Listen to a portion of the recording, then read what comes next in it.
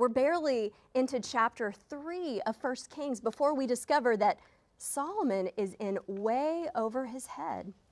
We know it pretty quickly, but after a while it becomes clear that he knows it too.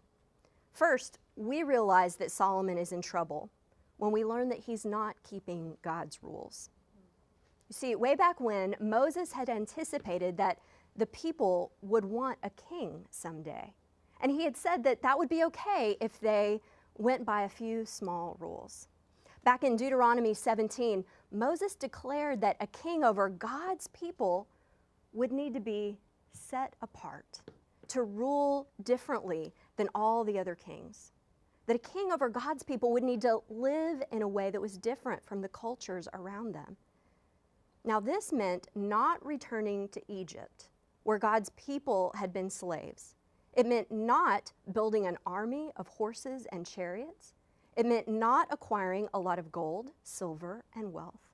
And it definitely meant not marrying a lot of wives, since that usually meant making alliances with neighboring countries and being turned away from the one true God by the gods those wives would bring with them.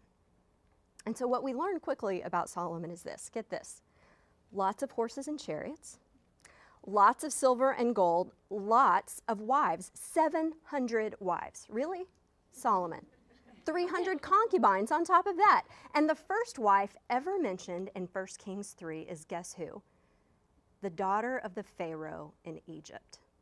The very people who had held God's people as slaves all those years, and now Solomon has made an alliance with them by marrying their princess and uniting with their Pharaoh.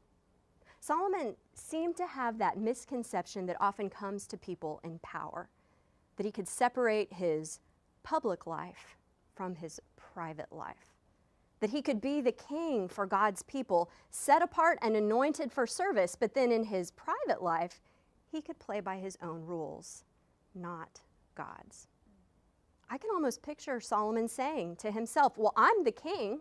Why should I go by anyone else's rules?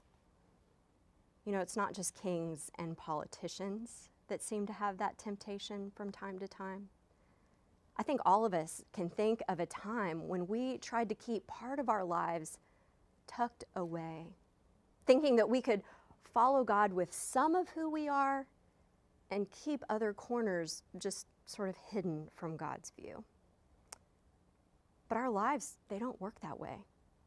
God wants all of us surrendered to him, not because he's selfish or demanding, but because he knows us.